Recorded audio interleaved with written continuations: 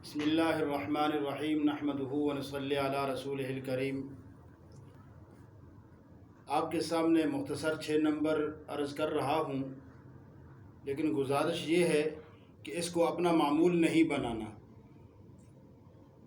سمجھانے کے طور پر یہ آپ کے سامنے عرض کر رہا ہوں۔ لا الہ الا اللہ اقرار ہے، محمد الرسول اللہ اظہار ہے، نماز دین کا شعار ہے، علم والا ہوشیار ہے، ذکر سے ملتا دلوں کو قرار ہے، اکرام مسلم میں عجز و انکسار ہے، نیتوں پر سارے اعمالوں کا دار و مدار ہے،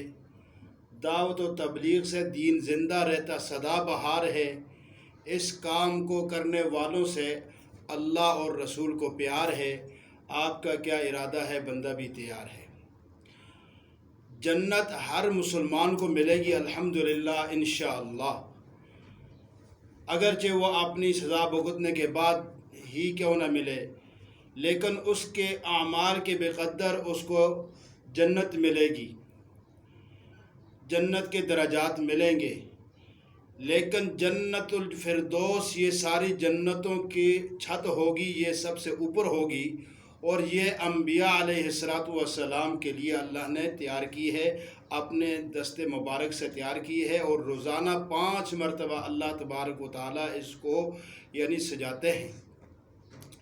اور پھر انبیاء علیہ السلام والے جو کام کرنے والے لوگ ہیں، اللہ نے جو اس امت کو پیدا کیا اور اس کام ہی کے لیے پیدا کیا، اس دعوت کے لیے پیدا کیا، قرآن کے اندر اللہ تبارک و تعالیٰ نے ارشاد فرما دیا،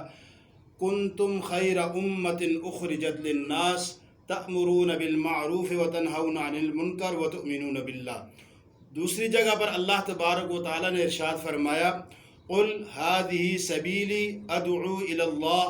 علی بصیرۃ انا ومن اتبعنی وسبحان اللہ وما انا من المشرکین۔ نبی جی آپ اپنی امت سے فرما دیجئے کہ میں لوگوں کو اللہ کی طرف بلاتا ہوں حکمت اور بصیرت کے ساتھ، یہ میرا کام بھی ہے اور میری اتباع کرنے والوں کا کام بھی ہے، اور میں مشرکین میں سے نہیں ہوں۔ اور فرمایا کہ اگر جنت الفردوس کو چاہتا ہے تو اپنی حیثیت کو مٹا کر دیکھ، ایک بار اللہ کی راہ میں جا کر تو دیکھ۔ دیکھا ہے ان کی زندگی تبدیل ہو گئی، راہ اللہ میں جن کی تشکیل ہو گئی، نکلے جو اللہ کی راہ میں انسان بن گئے، دوست یار چھوڑے اللہ کے مہمان بن گئے، ساری پریشانیوں کا ایک ہی حل، بستر اٹھا اور اللہ کی راہ میں چل۔ اللہ تبارک و تعالی ہم سب کو اپنے راستے میں قبول فرمائے۔